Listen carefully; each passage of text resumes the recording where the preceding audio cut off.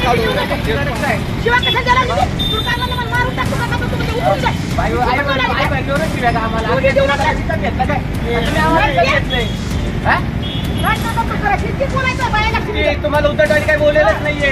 आईचं सामान दिलं तर आई सामान मागायचं. काय चेंजर विकत नाही घेतला आम्हाला रिक्षावाल्यांना तुम्ही बरं का? तुम्हाला फुकट देत होतो का? वापरायचा भाड्या भाई आवाज द्यायचा आणि शिव्या करायच्या. काय बोलत तुम्हाला? काय बोलतोय रे बाईला मी?